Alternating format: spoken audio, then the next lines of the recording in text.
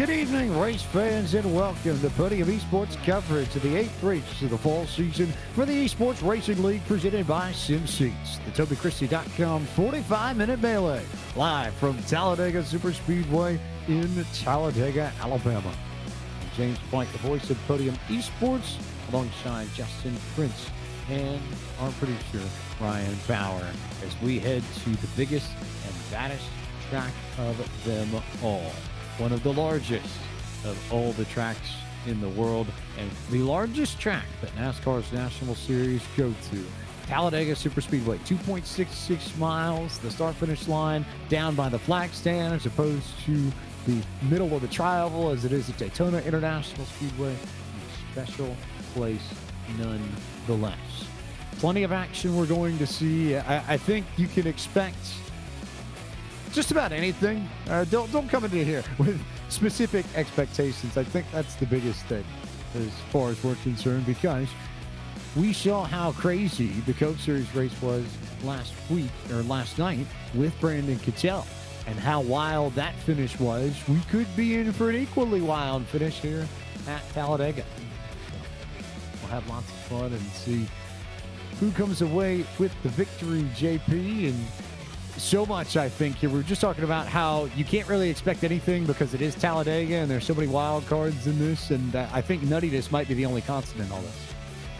Yeah, and we've seen it especially towards the end of the Coke race yesterday, where a lot of activity can happen as the race goes on. It's still technically a one-stopper on the fuel. However, you never know if somebody's going to end up making one bad mistake, one bad block, bobble too much down a straightaway or off a corner, start getting loose, ARCA break it into the pit lane. There's so many chances for mistakes at a track like this where your head's got to be on a swivel to make sure, okay, what's going on behind me? What's going on beside me? What's going on in front of me? You don't have that awareness tonight, you're going to get collected into several big ones as a result. Before we get going with tonight's broadcast, we bring in one of the newest staff members of tonight's presenting partner, TobyChristie.com, and a man who wears, by my count, about 1 million hats. He's with Toby Christie, newly joined the website, but also the host of the Under the Hood podcast, also part of NBC's NASCAR production team that gets you all the races each and every week on NBC and the NBC Sports Network, and also a fellow Philadelphia Phillies fanatic. So in good company tonight as Michael Carey joins us in the booth. And Michael, I think I tried to hit on all the different hats you wear, but for everyone else at home who doesn't know how much you do, just roll through each of your positions and tell us what you do with all of them. Well, first of all, thank you guys for having me. This is a big honor to be a part of the broadcast, and TobyChristie.com being the presenting sponsor. So I just became the newest staff writer over at TobyChristie.com. And then on top of that, I travel with NBC Sports right now. I work behind the scenes. I help out with a lot of the broadcasters. So I work right next to Rick Gowan, Dale Earnhardt Jr., Steve Letarte, Jeff Burton. And, you get to kind of see the production side of things for a national sporting event. So I get to travel across the country when they need me. And it's a lot of fun. I just got back from Vegas, a very fun time. And looking forward to going to some more races soon. Didn't even touch on Under the Hood, and I feel like we'd be remiss not to talk about Well, on top of that, I do have the Under the Hood podcast, where recently we've been doing a designer roundtable where we talk with a couple of different designers. There's Harris Liu, who's NASCAR's graphic designer, Sean McGee, responsible for a lot of the Go Fast and the MBM cars, Ryan Daly, who touches on a lot of the Starcom racing cars, and Kyle Sykes, a 28-year-old designer out of Wisconsin, who's touching around on Front Row Motorsports cars and a lot more cars that are on the way. Basically, we want to help out future aspiring designers. That's why I launched the NASCAR Designer Community Discord server, and they get to help out with the new and upcoming designers. And there's a lot of young designers out there that are putting up so incredible work. It's unbelievable what they're coming up with, and it's really cool to take those who are established and veterans in design and helping them out with a lot of the rookies that are on their way up. We could also be remiss in my position with the Solid Rock Carriers Cars Tour not to also mention that the episode with Jacqueline Drake of Under the Hood is worth a listen as well, if you get the chance, since Jacqueline and I see each other, I think, almost way too much on pit road week in, week out in car store races. But the Toby Christie position is the newest one, and I know you were very excited to announce that on Twitter. What are you picking up at Toby Christie, and what have you learned in your first few weeks there? Well, so far, working with Toby has been a great honor. I've actually been following Toby for quite some time. And, I go to his website a lot. His website has a great selection of paint schemes, a ton of stats. So I would visit his website a lot just for my own personal needs. And now to be a part of the team, it's such a big honor. Right now I'm working on my first opinion piece, which will be coming out very soon. So stay tuned for that. It's something very near and dear to me that we'll be touching on very soon. But, Toby has given me a lot of freedom with my work. I get to, I propose my story ideas to him, and he's always all for them.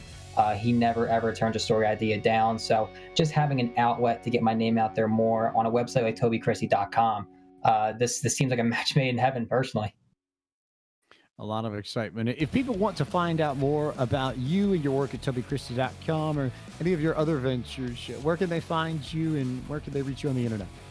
So on Twitter, you can find me at Michael L. Carey. The second L is actually a capital I. It's more just the visual part that you see correctly. Someone, unfortunately, has taken Michael L. Carey. So we're working on getting that together.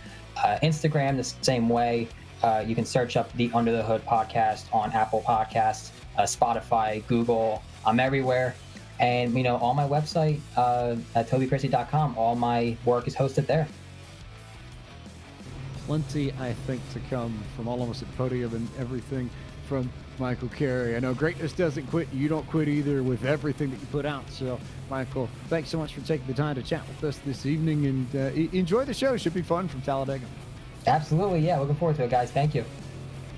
It's Michael Carey, the doing staff writer at tobychristie.com, presenting partner for tonight's tobychristie.com 45 Minutes of Chaos. You saw the starting grid roll across your screens just a moment ago. Jimmy Mullis, who locked himself into the eNASCAR Coca-Cola iRacing Series playoffs last night with a impressive drive at Talladega. Very, very particularly well placed between he and his lockdown racing teammate Zach Novak, who starts opposite the 46 on the outside of the front row to get the bonus points he needed to make sure he raced his way into the show and into the playoffs at the end of the night.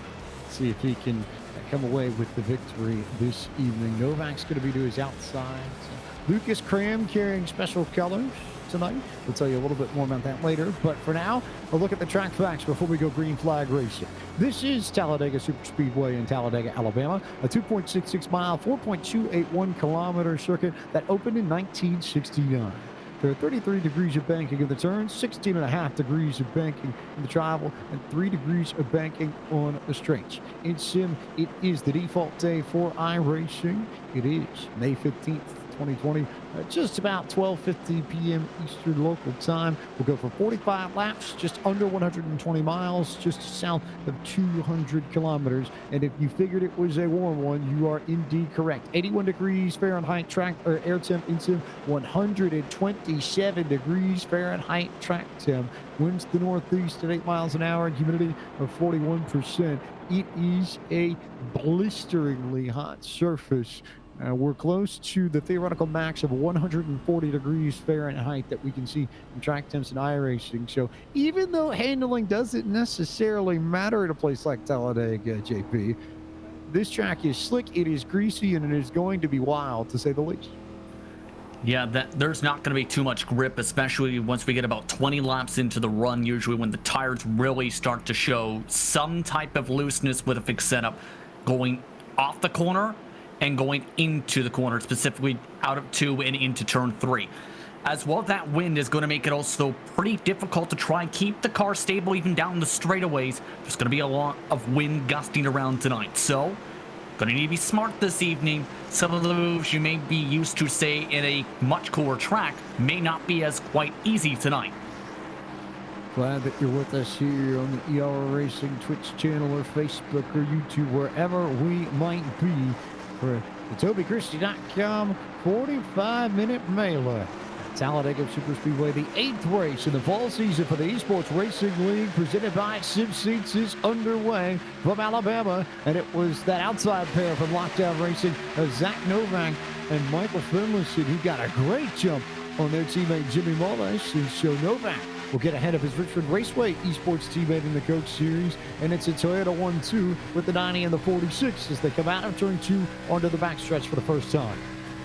And it's not a surprise we see Mullis and Novak already hooked up. The last time we seen a super speedway race in this series, both of those drivers traded the lead back and forth to control the momentum of the lines. Having Finlayson up here is going to help. The driver who's the biggest question mark on top of Lucas Graham is Briar LaPrade, who is spread apart from his respective teammates, a couple different cars behind as here comes Graham. Here comes Graham to the outside, carrying special colors this evening, and with good reason, because I guess this race sort of counts as a backdoor pilot. You notice that the Grip Motorsports driver has a little bit of a different scheme on his car, and we can officially say here on the ERL broadcast for the first time tonight that the Grip Ultimate Driver Challenge is coming to Podium Esports in November. You'll see every race on the Podium Esports Twitch channel at 7:30 p.m. on Monday night starting November 16th. Really interesting idea, this, to take 7 different races at 7 different kinds of tracks and have drivers pick from 7 different cars throughout the season. You can only pick one car at a time. You can only use each car once, JP. It really tests some folks when you consider the lineup of some of the cars in there. Yeah, you're talking about cup cars, you have the trucks, you have Indy cars, super late models, the Pro 2 light trucks, you have a dirt street stock, you also have the Riley DP. Some of those may sound simple, yes, for tracks like Monza or Eldora or the Legends Oval, but it's not that quite easy because, as you can tell in your head, some cars are not going to function as well as some others, and you're going to be tested on some challenges in a lot of those races up towards the championship. I really want to see somebody run a Pro 2 light truck at Monza Oval just to have some fun with it, JP, because you know how nuts that would be. Yeah, I'm not sure how they would try and respond, say, for the Iowa Road Course if you try and put an Indy car onto the Rallycross track. But it'd be something, all while Lucas Graham, by the way, is now up to the race lead in those colors. Oh, by the way, yep, he'll get credit for leading the lap, and Lucas Graham will go to P1, at least for a split second, before Jimmy Mullis fights back with Finlayson on the outside, Novak there in the middle. This feels a lot like the race at Las Vegas last week, where those 3 were in contention for so much of the event right before the big incident on the last lap. But Mullis, Novak, Finlayson have been very strong these last 2 weeks. And I know drivers like Briar LaPrade were excited how that qualifying session went because a majority of the technical alliance mates qualified inside the top 6, including, when you count Christian Schauder, who does some work with them, on the pole. So their cars were quick, and some drivers said after the race on social media and in session, it was some of the best points racing they had seen from Mullis in a while. These drivers know how to play the super speedways and know how to work as a team, especially Novak and Mullis. It helps too when you have Finlayson and LaPrade who can try and help you as well. Veteran experience more than anything else, I think, is what we saw from Jimmy Mullis last night. He's been around the top of stock car sim racing for such a long time. A situation like that, you know what you need to do in order to make things happen. It was, I think, one of the best performances of the season that rivaled, I would say, his victory at New Hampshire, just in terms of executing the plan that he needed to come out of there with. And Jimmy Mullis in the Coke Series playoffs once again. He will race for a championship starting in 2 weeks' time at the Roval at Charlotte Motor Speedway. We go road course racing to start the Coke Series playoffs. Lucas Graham is back in front. Novak, Mullis, Matt Danson now up into P4. The Australian fighting to the inside of Finlayson and Mullis looking for spots. And it's about the first, call it maybe 20 cars or so. Anthony Alfredo, Brett Gardner, and Nick Miller, the final trio, before you start seeing the mean pack split up. And Ryan Kendrick and everybody on back of the 00 have hung out back. I think they're just trying to avoid the madness that they know is going to come up front. We talk about the big one and how little your reaction time has to be in order to avoid wrecks if we get one at the very front of this field, because you're just moving so quick and you're so bunched together. Something happens in front of you, it is almost impossible to react to save your car. And I think that's also why we just may have noticed there, both Mullis and Finlayson have decided, you know what, I'm going to drop to the back. They're electing to see how things play out, it looks like, because they might be noticing how crazy it's been getting at the very back of the pack, where it's been about 3 wide. And this is why you see drivers all the way at the tail end of the field try and back up. To put in the words of Ray Alfredo, for example, last night, he couldn't see the leader in that race. He was happy because he couldn't see the leader. Why was he happy? Well, when you think about it, you have more time to react if there's an incident in front of you if you have more cars that are technically your cushion. There's also the downside of the road may become blocked and you run to that cushion and you shred the cushion apart. As they're 4 wide again.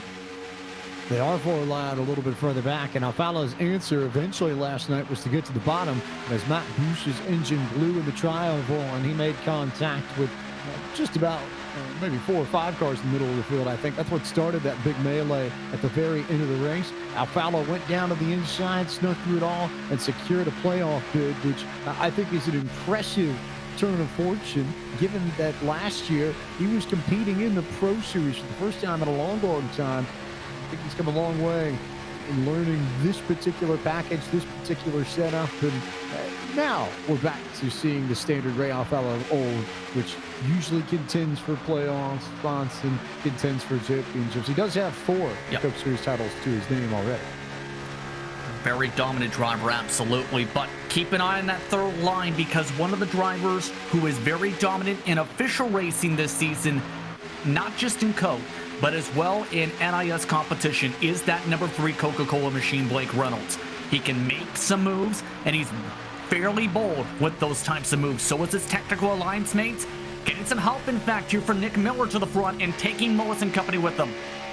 Blake Reynolds, who was victorious at Richmond Raceway 2 weeks ago, so he knows how to get it done in ERL competition. Also won at Texas in the spring, and certainly someone that you cannot count out. The Team Dillard Esports driver leading that outside line. Adam de Blasio in the middle now behind Zach Novak, and then the aforementioned Brian LaPrade out of Blingerman Esports that you talked about a little bit earlier, JP, in the mix there too. And how about the 9 car, Nick Miller, who was about maybe 15th or 20th some 3 or 4 laps ago. He went to the outside. He's already up into the top 10 for SPG Esports. Yeah, some good improvement from him this season, and one of the drivers who needs a decent points run, because it's been an up and down campaign for him. Also, one of the up and down campaigns for Mullis, 98 points back from the championship lead. Keep in mind, some drivers electing not to run tonight, like Colton Samp, your points leader. So this is a chance for some of the other drivers, if they perform well, like a Connor Horn, like a Lucas Cram, like an Anthony Burrows, among your drivers towards the front here, to be able to gain points if they can get a good finish at Talladega, and in turn, one of those drivers who may not be running tonight has a bad race in the final couple rounds. Good that you mentioned Connor Horn, because I wanted to point out that Horn in the 67 is the prime example at this stage of drivers who are sitting at the very back of his field and waiting for everyone up front to wreck. Horn is all the way back in the 33rd position on the racetrack, and well behind this group, almost at the very back of the end of the pack here. We still have the split in the middle, and they're 3 wide for about the top 20, and then it's single file all the way back, and Horn is just way back there, waiting. We'll see him make his charge later, I would suspect, but wants no part of everything going on up front at his stage, does Connor Horn. Now, the tough part is going to be from this point on, though, too, James, because technically, we're inside the fuel window. Fuel mileage about 37 to 38 laps. The difficult part is, when do you pit in this type of a race? Because with it being very aggressive up towards the front, some drivers may say, you know what, I want to go with the undercut. Here's the difficult part. You need at least 5, 6, 7 cars to go with you to really have a shot in trying to make that work. So that in turn may cause some timidness from some of these competitors, while others, once they see the pit stops, may say, you know what, I'm going to try and run it dry and see what happens, as a couple drivers are starting to report overheating on the top line. Miller specifically is letting cars go. Miller indeed is letting people go. Nick Miller beginning to drop back and slide well back into this pack and get a little bit of breathing room on these cars. And that's another issue we saw in the Coke Series race last night, where if you're really pushing someone, given the standard tape levels, anywhere between 30 and 35% here at Talladega, you really only could push and go 100% as a pusher for maybe 2 laps at best before you had to back off the rear bumper of zone 1. Otherwise, your engine was going to blow. We heard that with Eric Smith and Brandon Cattell a good bit in the middle of the race. And I would guess they learned something because it was those two who went 1-2 at the very end of the race for Slip Angle Motorsports, Chippy. Absolutely, and following along with the top line with some of the RSPG and grit cars lining up here. To get to that specific point, the fixed setup has 25% tape. That's a conservative amount to be able to push for an extra couple laps. The difficult part is it's not just quite simple as, oh, I'm going to go full throttle and press forward. There's going to be cars potentially in front of you. There is that overheating risk once you get up to the red. However, if you leave enough of an air bubble depending on how you drive your car, you can cool it down from even just a quarter to half a car length away from the back bumper with this package. You just need to be smart on how you time up your bumps. Intelligent on how you time up your bumps, indeed.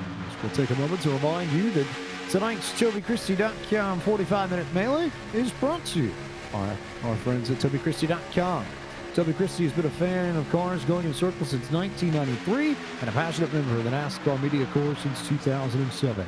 Toby is also the co-host of the Final Lap weekly NASCAR podcast, which is the longest-running NASCAR podcast of all time. He's also a National Motorsports Press Association award-winning writer. For more information, you can visit his website at TobyChristie.com for all about Toby and all of the NASCAR news you need to know today. Zach Novak, your race leader ahead of Lucas Graham. Nick Olson sitting there on the inside in that, I'll call it what, 4th, 5th position there. Another one of the Grip Motorsports drivers who had that Ultimate Driver Challenge that we talked about not too long ago. So we'll keep our eyes peeled on Olson, who's up there with LaPrade. And how about the 40 machine of Caving Rush? We haven't talked much about him in the Chevy Camaro, but all of a sudden, Caving's got a pretty strong car, it looks like. Running in 5th, he's put up top. Yeah, Caden Rush is really decent when it comes to the super speedway tracks, when it comes to his management and where he positions some of his moves. The main thing is here, he doesn't quite have as many friends compared to, say, some of the groupings lining up, like the Finlansons and Mullises. So just has to wait for his timing here. Does he just want to stay in position, trying to hold on to track position, or does he want to move on forward? Also think of this way, where the fuel burn doesn't burn as much compared to in the past. About a lap or two you can burn off from pushing too hard or being the lead car. So it's not as hurtful, say, as compared to a couple builds ago, where you lose up to 3 to 6. We will see pit stops at some point tonight. That window here is about 38 if you push it.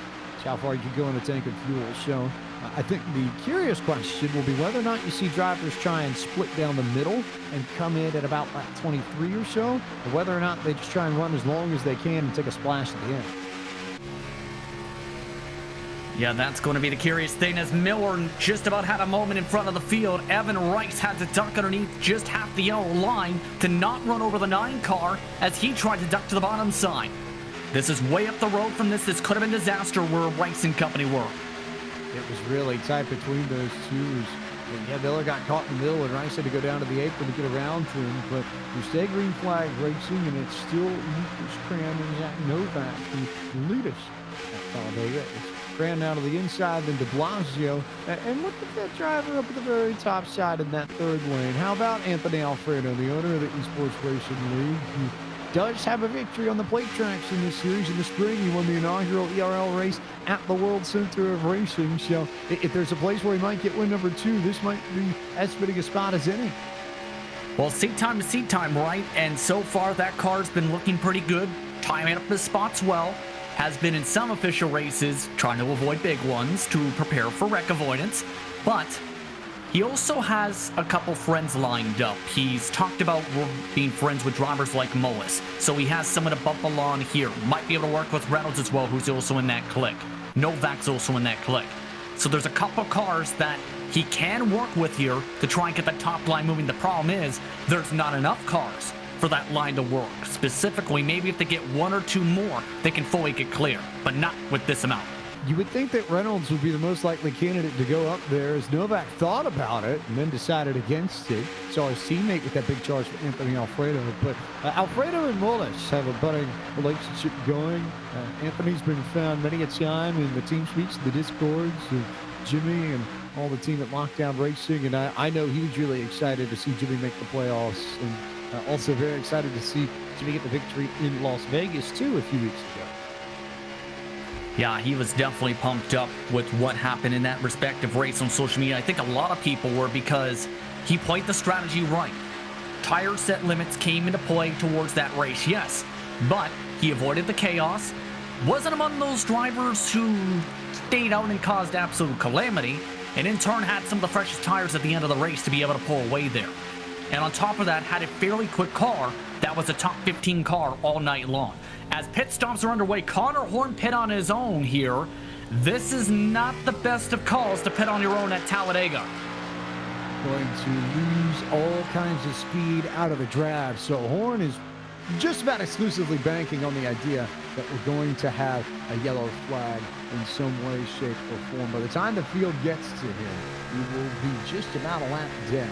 Leaders are over in turn 1. Horn is just now exiting turn 2. It won't be too long, I think, before the pack catches him. And Victor Scramble will have to try and find a way around Connor Horn. And we saw how difficult it can be to get around lap traffic last night with Bob Bryant and Logan Clint, but it's something that everyone in this lead pack will be mindful of once they catch the 67. Yeah, and apparently, by the way, in all of that, the 15 had wanted to pit with them, and we've also apparently lost Donovan Strauss, where he apparently decided, you know what, I'm out on the top line, and now has slowed down the line, and some of the drivers wanted them as a pusher. So some interesting things developing here is not only is Horn going to lose 3 seconds a lap, Bell has lost the draft and has already lost 3 seconds from missing pit lane, and now one of the contenders for the win is already out of the circuit in the span of about 1 minute. So Strauss is done for the night. Horn is just ahead of this group, maybe about 4 or 5 seconds ahead of the leaders. And Bell, who did try and come in with him, has now lost the draft and is really beginning to slow down. 14, 15 seconds here. Bell is back of the race leaders. If he pits now, he almost certainly is going a lap down as they continue to close in on Horn. Yeah, this is going to be where Horn is going to need some luck here. He did a short pit, yes, only 9.7, so that's 2 tires and fuel. But it's still going to make it difficult. Here's the thing, too. In real life, the bottom line has become the preferred line, especially was seen during the Pro Invitationals. Guess what? Horn's going to follow that logic and stay on this bottom line he just told the drivers over the radio if they reach him. So go high is the message, which isn't necessarily complicated in principle, but it's a little trickier to do when you're 3 wide in the lead pack for that top spot, JP. Yeah, that's the difficult part. There is enough space to go 4 wide. That's the main thing. If this was Daytona, you'd freak out. Now, they're going to have some space for them just to be up to the, for them to get up to the safer barrier, as long as people stay aware of, okay, there's a car going to be 15 miles an hour off the pace in the bottom here, trying to get swallowed. It's an easy thing for the leaders to communicate with one another, but for everybody in the middle of the pack who can't see Connor Horn, you see that 67 pop out from the inside all of a sudden, and then it gets really interesting as we should see that pass come somewhere down the back straightaway. Here comes Zach Novak with a head of steam on the 67, and they will roll right past him on the outside.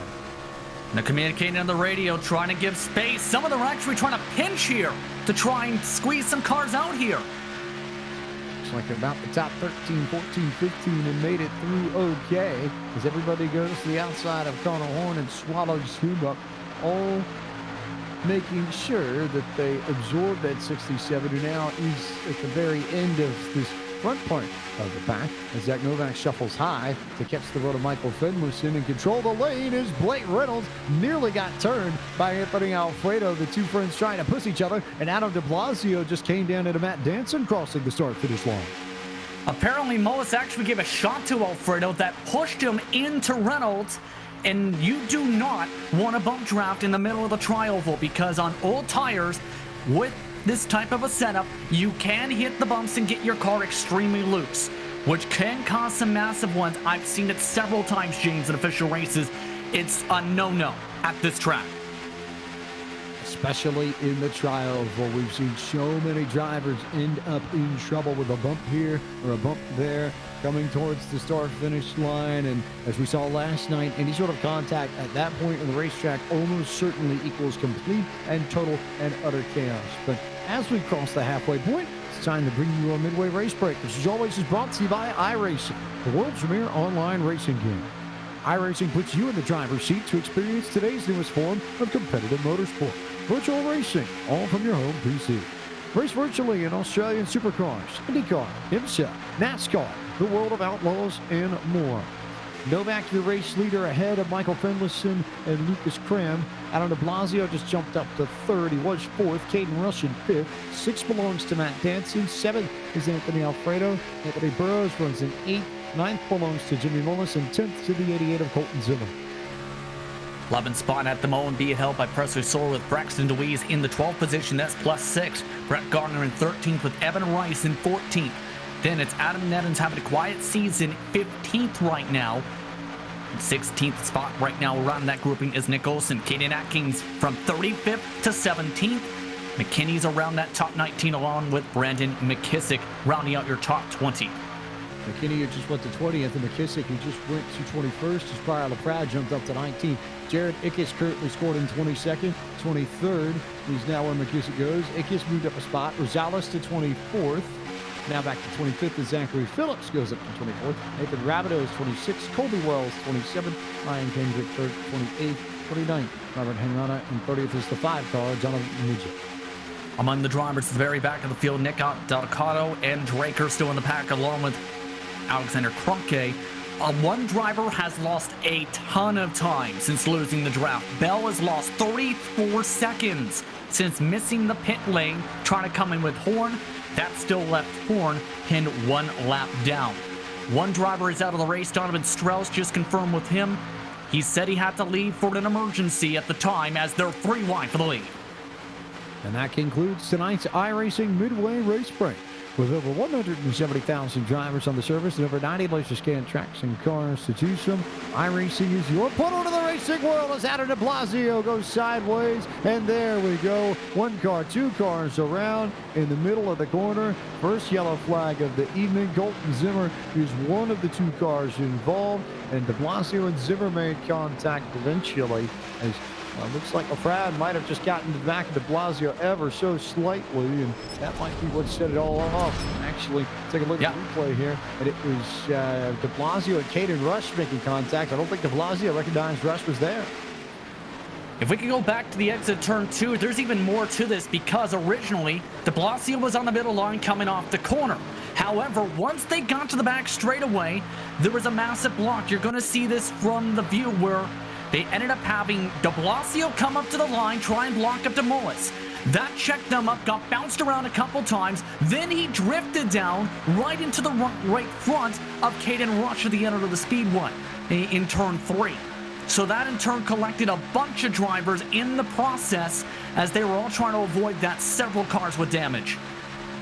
That almost suggests to me that there's certainly the potential there. Not that it actually is the case, but that maybe it was a case where Rush said, look, you kept me off once and you tried to do it again in 3, and this time I'm just not waiting around, perhaps?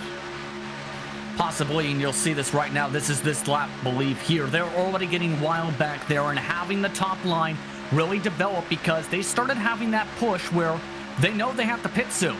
They normally start pushing when there's about 10 laps on the tank. And at that turn, Rush got the run. De Blasio said, you know what, I'm going to try and block. Bounced off the wall, in fact, actually trying to hold on to this. But at that point, it's like, you're just holding on and hoping you don't come down. In that case, de Blasio just came down that little bit and caused pandemonium in the mid-pack. Big moves there. I couldn't quite tell who the car was that gave the shot to de Blasio eventually coming in turn 3. It looked like it was Jimmy Mullis who actually got a huge run with some help from Blake Reynolds. He got in the back of de Blasio, who bounced off the fence a little bit and then managed to gather it back before coming down into Caden Rush. So there was a split second where de Blasio regained control before he came down on the 40, and that incident really took off. I believe we're going to take a look at that specifically here as really, when all that's happening, you're just hoping, please let me through, please let me through. In that case, Reynolds and Mullis just leave enough space to get through. So does LaPrade as they start piling up around them and behind them and all of that. Take a look from LaPrade. Brian LaPrade had a very entertaining view of this. You see how tight it gets. You see him check up. He got into de Blasio just a bit. He may have ended up being the one to finish de Blasio off once it was sideways, but in either case, a very scary moment, and in particular in an incident like that where you see de Blasio sideways for a long time. By Talladega standards, he was sideways but not actually wrecking for about 3-4 seconds there, which is a rarity at Talladega. When someone's sideways here, usually they're going down into someone and the big one is starting up. Yeah, indeed. And now, because of all that, this entire field's been kind of flipped upside down because Rush is now the leader, it looks like. Atkins, Henrada, Reynolds, Dance in the top 5. So this is now where it's a sprint to the finish. 15 laps or so, maybe 14 to go once you get the green flag. We've seen a lot of conservative running early on, James. That conservativeness is gone when we get the green flag. Expect 3 wide from the jump from what we've seen tonight. Potentially 4 wide, I think, as we work our way through the last 15 laps of tonight's TobyChristie.com 45-minute melee at Talladega Superspeedway. Remind you, while we have a moment, that tonight's broadcast is brought to you by SimSeats. Since 2009, SimSeats has been designing and fabricating high-quality driving simulators, including motion systems, custom fabricated parts, and complete turnkey iRacing packages, all made in the United States of America. Their customer base includes all kinds of drivers, from amateurs to professionals, and their passion for racing drives them to build better sim racing equipment. Don't limit your track time to the weekend. Visit www.sim-seats.com for more information.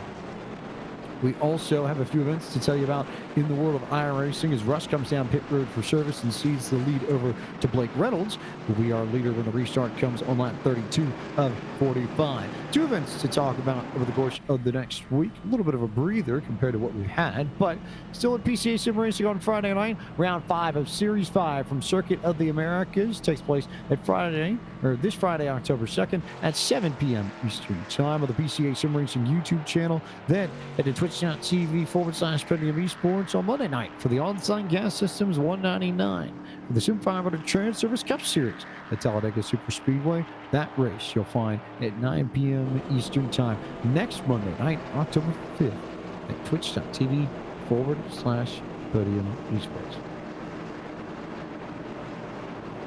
So Blake Reynolds in front of this field and will lead them to green once again.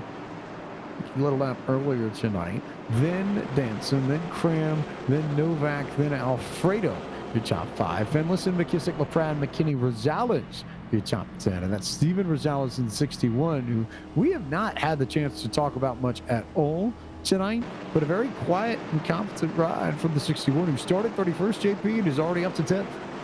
He was actually one of the drivers who was practicing the very top line in the very early parts of practice with several drivers to get that experience to see, okay, how will this car react against the wall?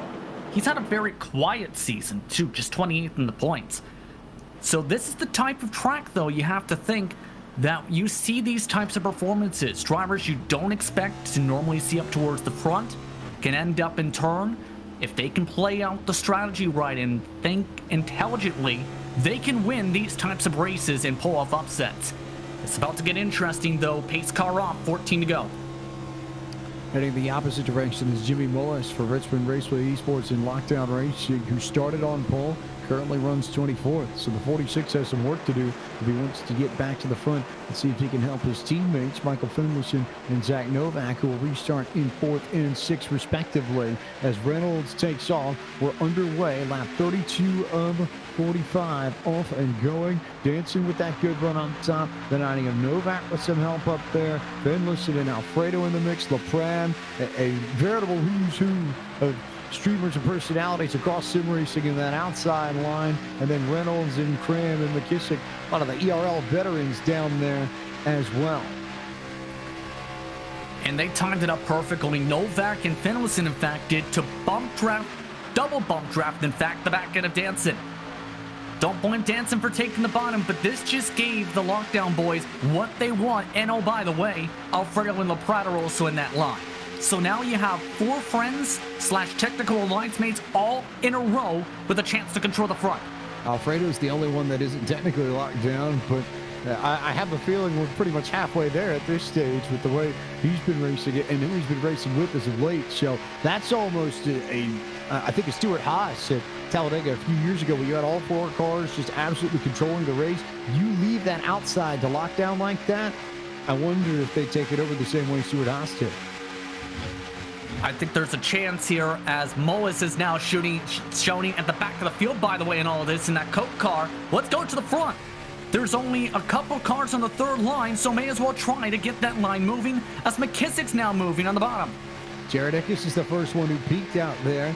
Thought better of it, decided to come back in. So now, yes, go all the way back to Colby Wells in the 77 machine, carrying the Watermelon colors for Ross Chastain. He was out there too. They go back to double file again as Blake Reynolds just about got turned right in front of Zach Novak and just about in front of everybody there coming across the start finish line. That was a very scary moment for the 3 car. Just a missed time bump, but that got Reynolds to the bottom car. The downside again is that middle line is moving. It was the preferred line, in fact, James, yesterday. It's the preferred line by many of these drivers now as McKinney and Ickes are now trying to make the top work again. It was the line that Brandon Cattell used as Nathan Rabideau goes around and the second yellow flag comes out of the evening. 1 car over on its lid, the 55 machine in trouble. That's Brett Gardner. And a few more cars torn up at Talladega as I think we've entered the stage of the race where it will be cautions up until the end. But Rabideau was the first one that I saw go around in all of this. Looks like there was contact with the 5 of John Midget as Rabideau was trying to, I think, get to the inside. Maybe Midget was trying to get down to the bottom and they might have crossed lanes, but in either case, contact between the 2. And the 93 ends up going around right in front of Jimmy Mullis too, and there was nothing that Alexander Krunke could have done, not really anywhere for the 77 machine of Colby Wells to go. 1 more car that got swept up in all of this. That number 55 of Brett Gardner. Midget eventually came down the track and hit him and sent him spinning and flying up into the fence with the little help from Krunke. He ended up on his lid, so 2 drivers at the back caught up in this, and we go back over the yellow with less than 10 laps to go. Yeah, just a big old checkup effect, essentially, because I believe it was with John, if I heard correctly, that Mullis said, let's go to the front, and wanted to go to the middle 3 at one point. But just as I believe Midget tried to get off that gas, just that little tap we've seen from Mullis just pushed him enough forward, right to the back of the Rabideau he was gathering up. So just a chain reaction event as the 55 of Brett Gardner, he almost got through it until he didn't. Just about one of those unlucky victims where you go down low and you figure you're okay, you think you're okay, you think you're okay, then all of a sudden that car from up top comes out of nowhere and clips you, and you end up with the worst damage out of anyone in this wreck. He was the only one to go barrel rolling through turn 3 was Brett Gardner. So 55 machine with a lot of damage that he'll have to repair on his car, but everybody else at the front in good shape. And if you're Blake Reynolds, we talked about the move that Novak made and how Reynolds almost ended up in trouble right before that incident. Are you awake now? Was that your proverbial shot of Coca-Cola in your system to wake you up?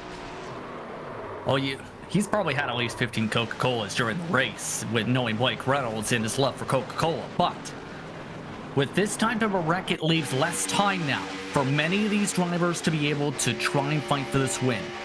So what we just talked about with the aggressiveness, it's going to be triple fold now. Heads up by Connor Horn, by the way, the very back of the field, try to keep the car clean and have a solid points night because, again, he needs to keep this machine clean and needs to also find a way to get up to Lucas Cram to hold on to what will be the provisional points lead. Cram running in 4th at this time, Horn in 22nd, but always the ability to sneak through a wreck if you're Horn and hanging at the back. Plenty of spaces that can end up going your way if things pan out the right way, and that's the one thing we're going to have to be mindful of. as we carry on through the final few laps of tonight's TobyChristie.com 45-minute melee from Talladega Superspeedway.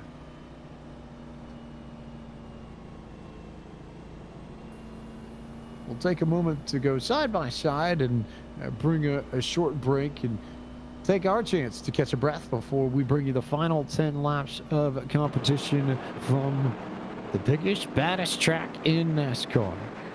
Just don't go anywhere. Stay right where you are. The final 10 laps of the TobyChristie.com 45-minute melee coming up here in just a moment on Podium Esports.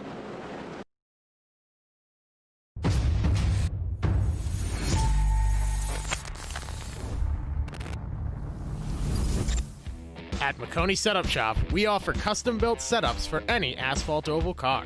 Prices starting at just $5. Weekly setups available for all Legends, late models, modifieds, and NASCAR trucks, Xfinity, and Cup cars. Do you need one-on-one driver coaching? We've got you covered.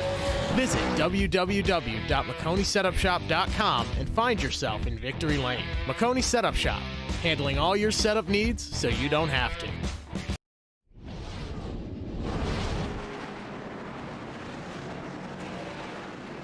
We are back at Talladega with TobyChristie.com 45 minutes of chaos. Lights off on the pace truck. Coming to lap 38. Should be a decent amount of fun I think we have here, JP, to say the least. Yeah, this is going to be intriguing how this all plays out. I don't know if I would say entirely fun. I would say potentially stressful. If you're the winner, though, you're going to say, absolutely had the best fun I've had in a while. So this is now the chance for several drivers to break through, like Ickes, like Rosales we talked about. McKinney has another shot to try and get a win. He was so close in the All-Star race in some of the short tracks, remember. But at the same time, your friends are where you find them. And many of the drivers have friends around them at the moment, like the Alfredos of the field, like the Novaks of the field. They have potential cars to work with who are all around them from left to right.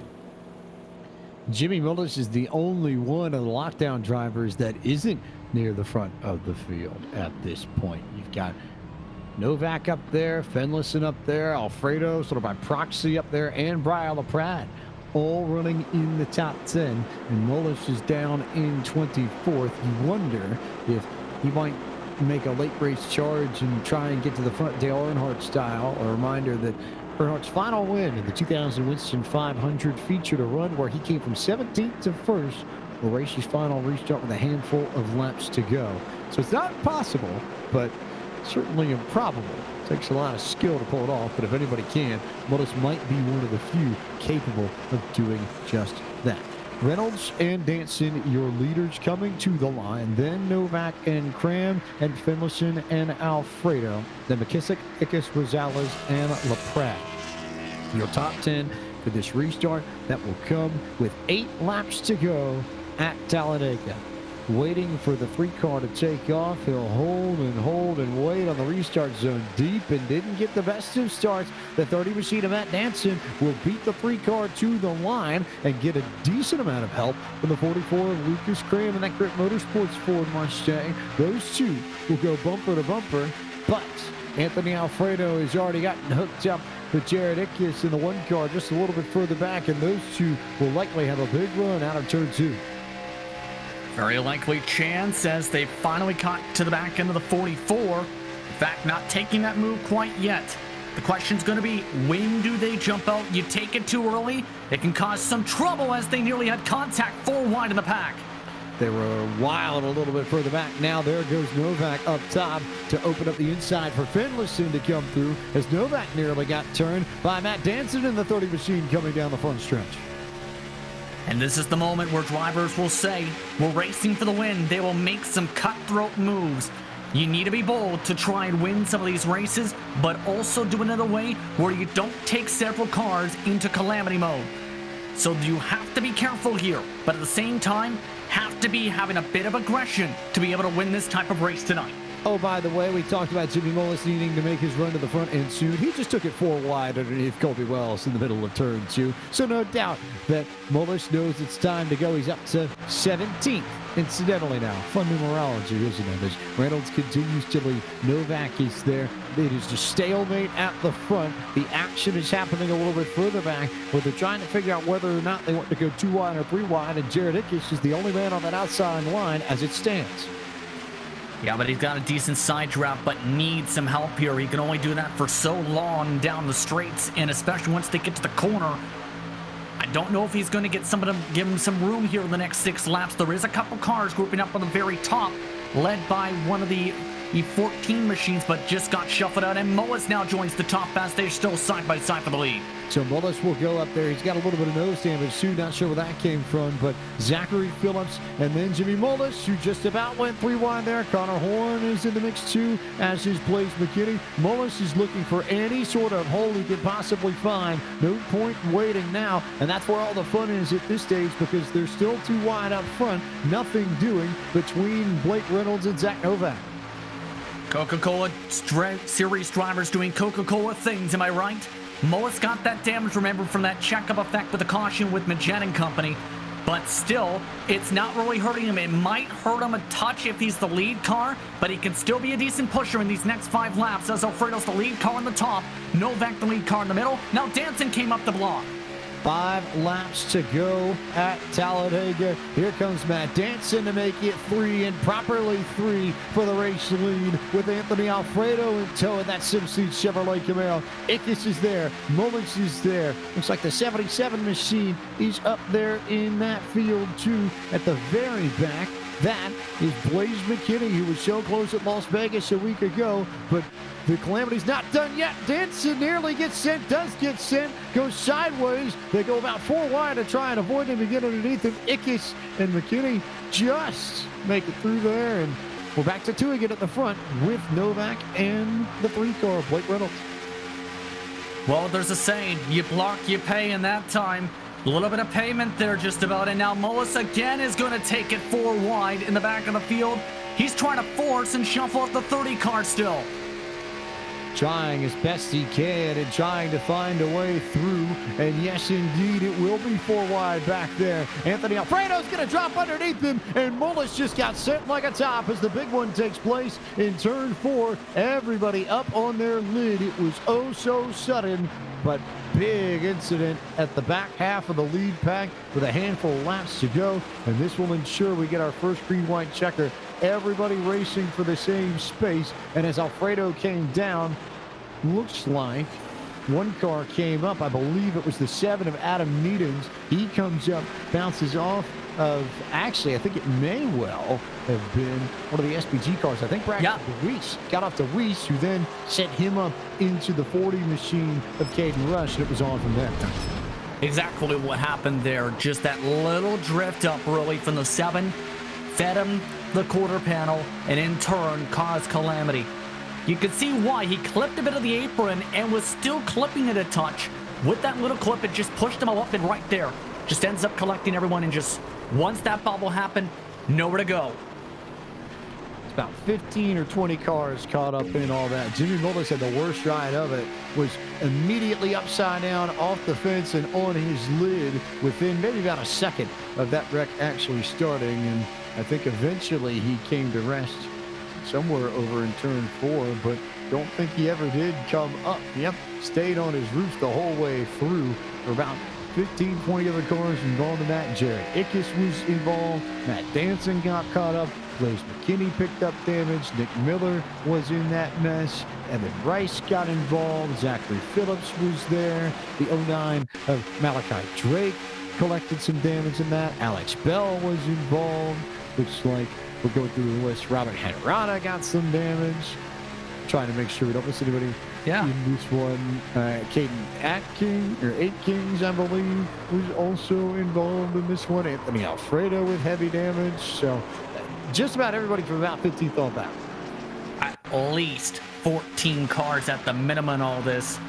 And really, where do you go? You're just hoping for that one route. You pick that said route and hope that it doesn't close. Unfortunately, every route closed up just about there in all of that process. In turn, 21 cars are still running. A good portion of them I think, flipped upside down and stayed there like Moas for a couple good minutes. Full list of cars involved include the 7 of Adam Newton's, the 40 of Caden Rush, the 21 of Anthony Alfredo, the 46 machine, that's Jimmy Mullis, who was upside down, the 30 of Matt Danson, the 77 of Blaze McKinney, the 2 car of Caden Aitkins, the 37 machine, who I believe, yes, Robert Henrato's car got caught up in that, the 15, that's Alex Bell, the 9 of Nick Miller, the 09 machine of Malachi Drake, the 27 car of Jared Ickish, who rides in the 1 machine, the 12 machine of Evan Rice, the 14 car of Zachary Phillips, the 67 of Connor Horn involved, the 98 of Presley Sora, and the 8 car of Braxton DeWeese. Carnage indeed at Talladega. And you can see Moas actually spent a good minute or so on his lid here, contemplating what just happened. He just accepted the apology, by the way, and all of that from Adam Nennens for pushing up where he said, and I quote, clipped the apron too many times. 17 total cars confirmed in the wreck. John Midget, by the way, remember, was involved in the last one. Already had significant damage, so he's just sitting here saying, free spots, just don't get into it. You would hope. Connor Horn also was caught up in that, but just snuck out of it. There's some right side damage to the 67, but we talked about the whole points battle and trying to salvage good points tonight out of Talladega. Barely slipped through it, but that could mean a lot at the end of the season, given the way the drops play out. Yeah, just take a look at this for Mullis, rather. He was a man of a mission, though, we have to say, James. He was not afraid to take it for at any point. This is stuff we've seen at times in top split Talladega races and outside of the Coke Series. He took it to another level in this run. Took it to a big time level in this one as we carry on and see if we can figure out how things are going to shake out here in the TobyChristian.com 45-lap melee at Talladega. Blake Reynolds still your leader over Zach Novak. While we have a moment under the yellow flag, we'll remind you of a few events coming up in the world of iRacing over the course of the week. PCA Sim Racing, Series 5, Round 5 from Circuit of the Americas coming your way this Friday at 7 p.m. Eastern, October 2nd. At the PCA Sim Racing YouTube channel, and then the Sim 500 Trans Service Cup Series on-site gas systems $199 in Talladega Superspeedway next Monday at 9 p.m. Eastern, October 5th, and that too, the Podium Esports Twitch channel. Maybe about 7 or 8 cars without damage, I think, at the end of this. Yeah, just having a rough count on my end, and I believe there's a couple more, but they do not have track position. LaPrad's got a clean car, for example, and a couple others who are also just able to miss it, but have several damaged cars in front of them going to be hampered here. For a green-white checkered finish, essentially, it's down to where you find your friends. LaPrad's going to need to get by McKissick and quickly with some of the damage, and some of the other cars in front to have a shot to get up to a Reynolds or like Finlinson or Novak and company. In other words, it can go to anybody involving that top 7, the best positioning they have. Zach Novak getting ready to try and hold off Blake Reynolds, but you've got Michael Fedliston, who could be the wild card in all of this. Remember that he and Novak are teammates at Lockdown Racing, so those two have plenty of experience racing with one another, and I don't think are going to be afraid to team up, especially now that Jimmy Mullis is done for the night. So it's those two, and then Blake Reynolds in the 3 car, who might try and look for some help, maybe from Brandon McKissick, the closest 70 line, but in either case, back to the green for our first green-white checker attempt of the evening, coming to lap 46 of what will be 47 now, and Reynolds got a better restart this time. Those front 4 got a really good restart, and Finlayson and Novak going to be door-to-door for second. Yeah, that's going to make things interesting, as now it's about who can get some run here, as there's some tempers flaring in the back part of the field where there's still 2, 3, and white for 20th. They continue to push on it. Now here goes Finlayson. Oh, they've completely dusted Blake Reynolds and left him for dead on the outside. Everybody to the bottom, sending the 3 car way back. Well, that's not a surprise. Now the question's going to be, will Novak try and go for the win? Caution flag.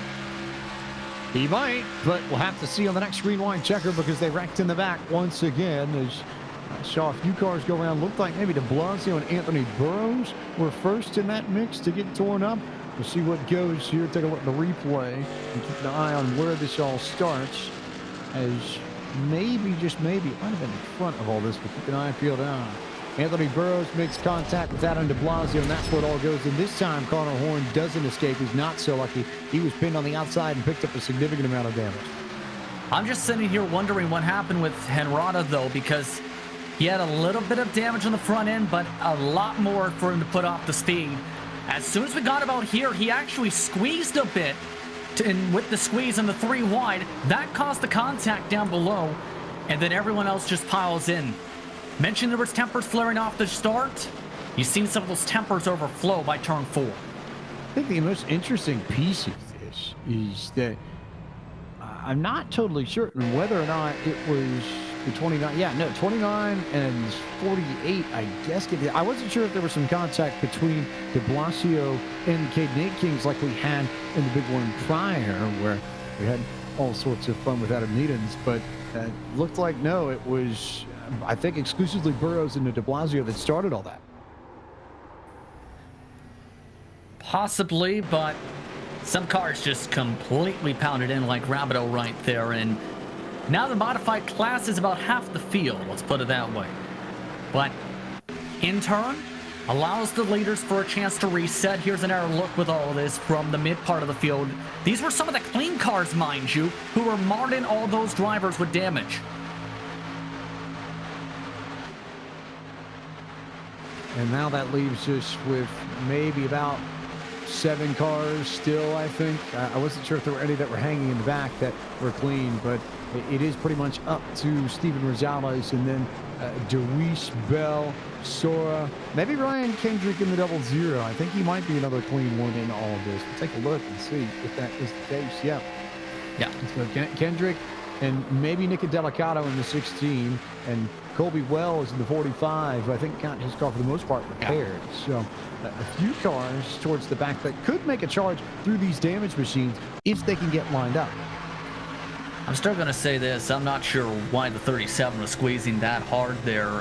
Maybe you thought Connor Horn was going to get a bigger run, but you still need to have situational awareness in all of this. As a result, several more cars are out, like Atkins, like Miller. Several contenders are going to have some massive shocks to the point standings by the end of the night as a result. And yet there is that one drop that you can use in order to balance out your points. So you would imagine this is probably where Connor Horn's going to use his and see if he can. Well, actually, no, take that back, because there was the Michigan race that he qualified for. So that's where that one's going to come. So this is going to stand no matter what. So certainly it's going to hurt the 67. And I guess then if Lucas Grant can keep it together, he really does stand to gain a lot tonight so far as the points are concerned. Yeah, depending on how things all shape out, 100%, Cram is in the driver's seat to, at the very least, evaporate the lead, as if that was to just tap the wall.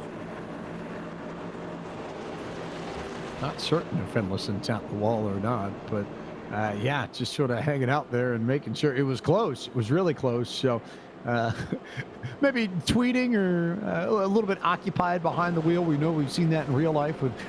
I think now he just scraped it. Now I think he might have. It was tight, very tight.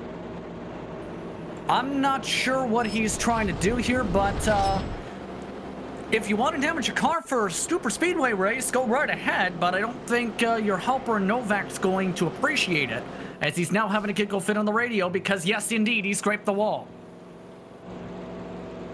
Scraped the wall, but maybe a hairline of damage to the right side of that 14 machine, if that. So apparently he's drinking pop, is what he just told the drivers, and he's taking the top too. Man drinking pop takes the top. Yes. It makes sense. Come on. I'd just say something there. That was halfway decent. Either way, it's going to be fun. This is going to get wild again. Still 2 more attempts at a green-white checkered if anything happens at this one. Michael Finlayson has picked that top lane, so you wonder if Finlayson and Novak have some sort of game plan here. They can help each other in a way that Blake Reynolds didn't have help on that last restart. That's why he got shuffled to the back. So, prime position for the Lockdown Racing drivers to control both lanes and try and keep everyone else at bay. However, if you are behind this group, with the exception of Briar LaPrade, who's also part of the Lockdown stable, I imagine if these two sit in the middle, the bottom of the middle lane, that everybody else is going to try and go all the way up to the wall, and there may be enough cars up there that maybe Finlayson and Novak can't hold on to the lead after all. Who knows? At the very least, I think there's going to be the count to get Finlayson by the time they get to the stripe to be able to let him down to the bottom and control that moment. It's about everything else, though, where you have Reynolds, you have McKissick, you have drivers like Sora, Rosales, Cram. Those are the wild cards here where they may pop out at any moment on the last lap to try and fight for this. In other words, you can't really predict how things are going to fare out until probably the final corner. We will work towards the end and see what happens here as the lights go off the truck. And Zach Novak and Michael Finlayson will lead us to the green flag. Novak and Finlayson, both in Sunoco Racing colors, will be the two to bring us to our second green-white checker attempt of the evening. One more available if we need it here in a bit. But all Lockdown Racing on the inside and the outside. Waiting for green. Waiting, takes off. A great restart for Michael Finlayson, who immediately is going to jump out, and I suspect maybe jump down in front of Zach Novak. So Lockdown's got those first 2 spots, then it's on everybody else to try and go high. As, oh, look at that. Brandon McKissick tried to slam the door on Lucas Cram, and Cram was having none of it. So the 24 goes at the racetrack, and maybe now Brian LaPrade will get the run. Possibly, but the top 2 lined it up perfectly. First gear launches right in sync. And now LaPrade's trying to start a second line to get up to his technical alliance mates. It's either the best thing or the worst thing for everybody else in this group, because if LaPrade gets up there and it's locked down 1, 2, 3, it may well be race over. What is Lucas Cram going to do? Last minute block, gets bounced out of the way. He came up too late. So now here comes LaPrade, and it is locked down 1, 2, 3, as we should get the white flag here. Cram will slide back in line. McKissick gets bounced to the inside. 1 lap to go in the TobyChristie.com 45-lap melee at Talladega. And this isn't over yet, because Rosales is now the mixture in all of this. Where does he choose to go? I think he's trying to help LaPrade here and hope he gets a push here. There goes Rosales up top. Here comes Blake Reynolds with some help. All of a sudden, the 00 of Ryan Kendrick making a move down the back straightaway. They'll be 3 wide into 3 for the race lead. And there's the move to the bottom side. This is what Rosales was looking for. Get the push and try and win this race. If there's enough momentum, he might be able to get in front of LaPrade here, but he's outnumbered on the bottom. That outside lane stalls out, so it's all Briar LaPrade on the inside with help from his Lockdown Racing teammates on the bottom. And as Rosales tries to make the move, they wreck behind the 19 machine, and Briar LaPrade comes across the line and beats the melee behind him to win the TobyChristie.com 45-lap melee for the Esports Racing League, presented by SimSeats at Talladega Superspeedway. Well, that was a crazy finish, was it not? But just how it was drawn up by some of these drivers, exactly how I think in part how things were wanted for the bottom line to give enough speed to help whoever was leading the bottom line at that specific moment. In the end, though, I don't think they were expecting the front stretch to be that crazy. There were about 5 different wrecks on the front straightaway that we will need to go back and watch. It all started with Lucas Cram and Steven Rosales. Blake Reynolds tried to get underneath Cram, and I think Cram couldn't quite get lined up on Rosales, and he turned Rosales down into Zach Novak, and it was on from there. Exactly, and we mentioned it, bump draft in the tri-oval. It leads to a lot of trouble in that case.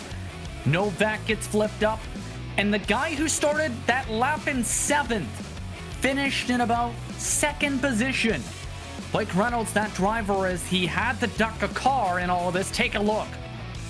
Blake Reynolds had an impressive run through all of this because everything took place right in front of him. We're right on board with the 3 car here. And as they come through the driveway, you see him right behind Lucas Cram. There's the contact with Rosales that sends him sideways. So Reynolds ducks down to the middle. Then Fenlison spins in front of him. You don't even see the car that flips right into his inside of his onboard, but he almost got cleaned out. I think that was Nick Delicato in the 16 who almost made contact with the 3 car, but they end up somehow making it across the line, and Blake Reynolds comes away with a runner-up finish ahead of Ryan Kendrick, who bided his time all night and gets a P3 to show for it. Yeah, just absolute calamity. But like I said at the start, you find your friends where you find them, and that was the case. There were a lot of friends up towards the front as well. You also need some luck at Talladega. A lot of the drivers finished in the top 5 got a heck of a lucky with how things got crazy at the end of this one. Got very lucky, got very crazy at the end of it. As it's time to bring you your full field rundown and tell you where your favorite driver finished. Briar LaPrade, your race winner, believe for the first time since Homestead in the spring back in March in the RL competition. Blake Reynolds finished in 2nd. 3rd was the 00 of Ryan Kendrick, and Nick Delicato finished in 4th. 5th was the 15 of Alex Bell. Colby Wells finished in the 6th position. 7th was the 24 of Brandon McKissick. Michael Finlayson finished in the 8th spot. 9th was the 40 of Caden Rush, and John Midget comes home in 10th. 11th spot tonight ends up in turn going in the direction of Adam Neddon, with Nick Olson coming home in 12th. Presley Soren in 13th, with Evan Rice, Malachi Drake, and Braxton Louise among the drivers, about 4 and 5 seconds behind the checkered flag winner. Blaze McKinney finishing 17th that crazy final few laps. Among the modifieds, Adam de Blasio, Zachary Phillips, Steven Rosales, who had a shot in the final corners, then got flipped up into the sky. Lucas Graham finished in 21st. 22nd was Robert Henrata. Colton Zimmer was 23rd. 24th went to Nathan Rabideau. Anthony Burrows was the last car on the lead lap in 25th. 26th went to Zach Novak. 27th to Connor Horn. Nick Miller, Caden Aikings, and Anthony Alfredo complete your top 30. Matt Danson had a shot in this race, ended up having trouble for the second to last caution flag, ends up finishing in 31st. Mullis, he was really aggressive after losing track position and getting nose damage in that check-up effect that happened with John Midget. He finished in 32nd after contemplating everything that's happened tonight while upside down for a good lap and a half. Jared Ickes, Brett Gardner, Alexander Kroenke, Donovan Strauss among your DNFs. Take a moment to bring in your race winner. It is Briar LaPrade. And the 19 machine for Burton Kligerman Esports, the Ledford Billiard Supply car, comes to a winner tonight. And simple question here, just from the wheel and from your perspective, what did you see in those final few laps, especially after that last restart? Well, clear track. That's I think what got me the win there, and someone committed my bumper, and that was Steven behind me there. So I think that really helped out, and then just trying to maneuver and hopefully not end up wrecking, and we didn't wreck. Got ahead, clear track, and someone behind us and a little bit of luck. So that took it to the front. But yeah, just that's crazy. And then watching everybody off of 4. In my mirror, I thought for sure I was going to get passed with the run on the outside, but I stayed committed bottom and didn't move around. So yeah, it worked out. Got a little luck and everything, so I'll take it. And ultimately it was, I don't necessarily know if it's gamble, but it's a calculated call that you have to make if you're in that position. We saw how quick the middle was, especially last night. That's what Cattell and Eric Smith used to win the race. But if you go to the bottom, I guess you're banking on something happening behind you to where they won't get a run on the outside, and you're just making sure you cover that run coming out of 4 that Zach had. Yeah, it was just, I don't know. It was just whatever happens off of 4. I think it was the lap before the white flag when we got the green, or the white flag. I don't know. I can't even think. But it's either sit behind Brandon off of 2 or make the move and get aggressive. And luckily, like I said, someone stayed committed with me. It's Steven. And we ended up just moving up to there. And I was just thinking to myself, man, if I stay down here, I'm probably going to regret it because the bottom doesn't move that much. And yeah, if you stay on the bottom, you're pretty much just banking on something to happen. But yeah, just ended up moving to the high side, had momentum in my hands, and played it right. Now, there's a certain 8-ball to the lower left rear, shall we call it bumper of your car? Not really quarter panel because it's on the back side. Do you think that maybe a little bit of luck off that particular 8-ball might have helped tonight, given whose number it is on that ball and given what track we're at? Wink, wink. Oh yeah, I mean, we played it right at Daytona. Besides, well, hey, that's another thing. I didn't have to wreck teammates. I wrecked the whole field to get this one. We kept it clean, so I'm happy with that. We actually won fair and square, I think. So, but yeah, we won Daytona earlier this year, and now we're winning at Talladega, so that's pretty awesome. I'll take that. But yeah, I guess that 8-ball came into play here.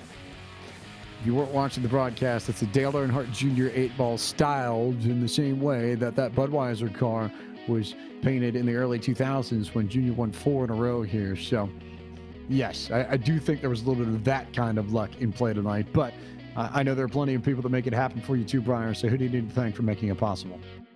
Yeah, of course, I got to thank the Burton Kligerman Esports sponsors, Valvoline, Rick Tech Simulators, Connecticut Realty, JDR Graphics, the one who made the scheme.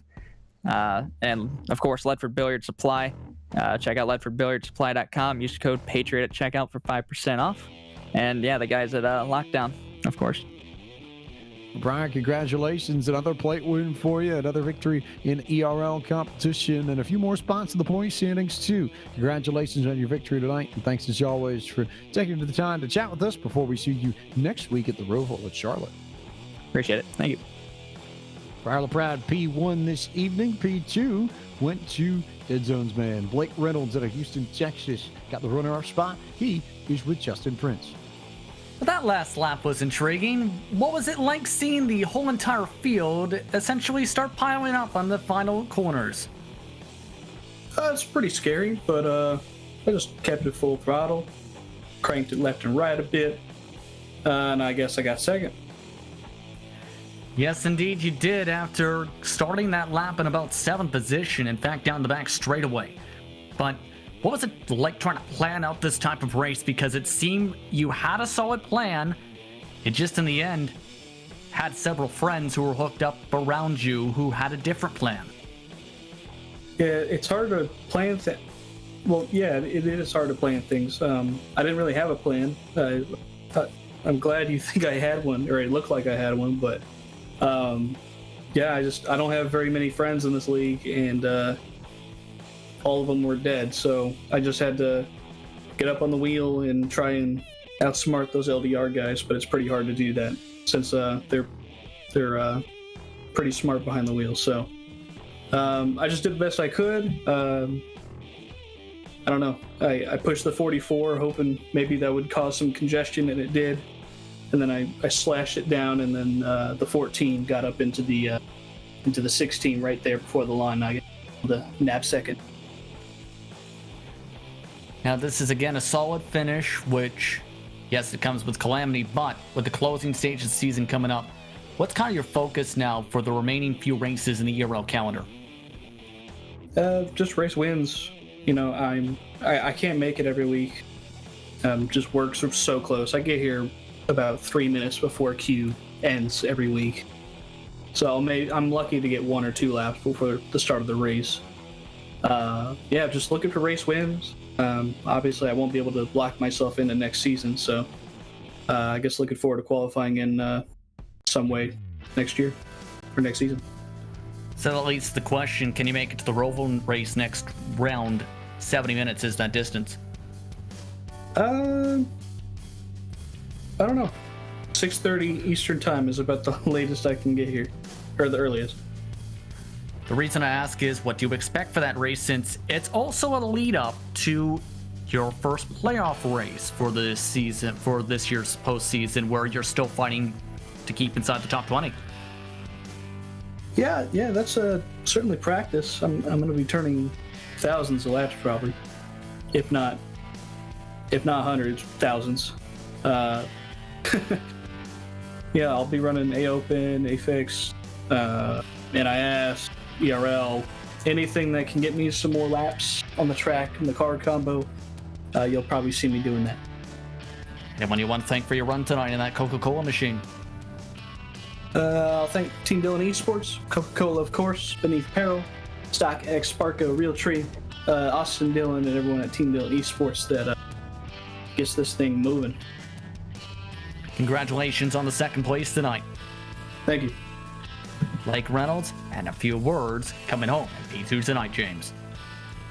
P3 went to the Double Zero machine. That was Ryan Kendrick, and Ryan started in 28th, finished in 3rd, and we mentioned it in the broadcast a little bit. You just hung back all night, didn't even bother trying to race up to the front until the very, very end. You come away with the podium finish out of all of this. So walk us through your strategy throughout the course of the night. My other teammate, SPG teammates, they were trying to make something happen in the front. They were working together, and I just wasn't really comfortable running up there that early. So I just kind of hung in the back the entire race, made it through the wrecks, and somehow I ended up being the only SPG car at the end without damage. And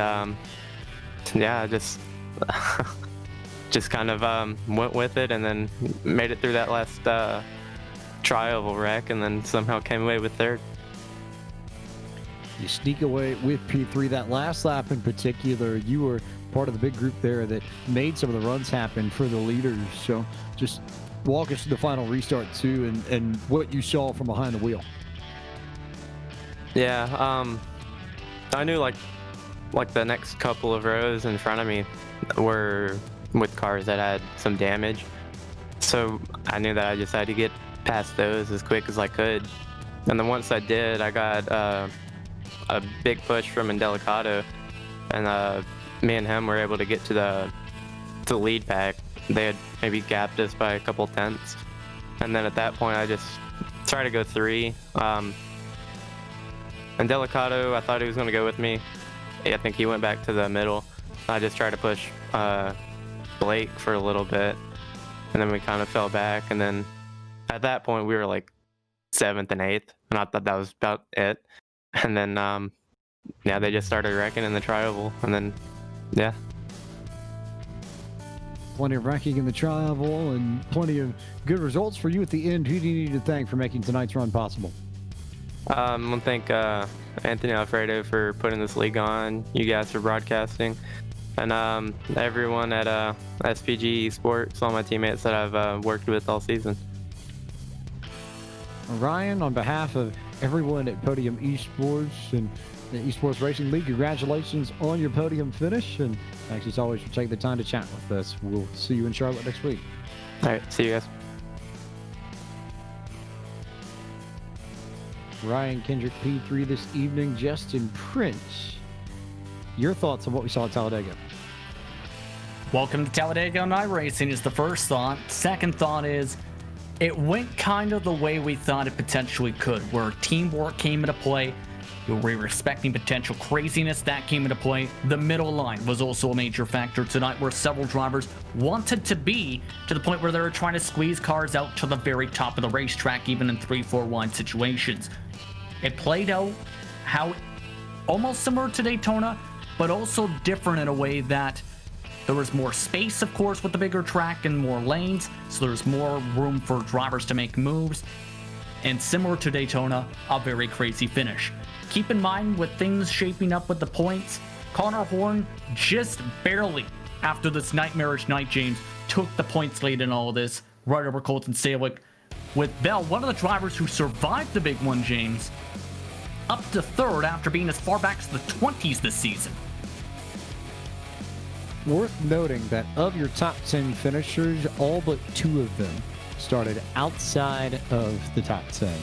So, place is nothing but a number. Qualifying is, to some degree, I think, nothing but a number here at Talladega. And at the end, Briar LaPrade gets the victory in this TobyChristie.com 45-lap melee at Talladega Superspeedway. A few events to tell you about coming up in the world of Podium Esports and iRacing over the next week. two in particular. The first is Friday night, PCA Sim Racing, Series 5, Round 5 from Circuit of the Americas, Friday at 7 p.m. Eastern, October the 2nd is the date on your calendars. You can see all that action on the PCA Sim Racing YouTube channel. Before Monday night, it's the Sim 500 Trans-Service Cup Series. The on-site gas system is $199 at Talladega Super Speedway. Next Monday at 9 p.m. Eastern Time, October 5th. The date for your calendars on that one, and twitch.tv/Podium Esports, the place to be for that event. Brian LaPrade picks up his second restrictor plate win of the season, and we now turn our attention to the Roval at Charlotte Motor Speedway next Wednesday night, 7:30 p.m. Eastern, October 7th. If you need to mark a date, the ERL Racing Twitch channel, Anthony Alfredo's YouTube channel, and Facebook, some of the places you can catch the next event for the Esports Racing League presented by SimSuites. But from Talladega Super Speedway, it's time for us to say good night. So we will send you off and send you to Garrett Smithley in just a few moments. Francisco Escalamuza, Gary Sexton, and John Theodore at Podium Esports, Anthony Alfredo, Chris Mulholland, Zach Johnson at the Esports Racing League, and Josh Mendoza too. For my colleague in the booth, Justin Prince, and for our producer, Ryan Bauer. I'm James Pike, the voice of Podium Esports. Thank you so much for watching tonight's broadcast, and we look forward to seeing you next Wednesday night from the Roval at Charlotte Motor Speedway.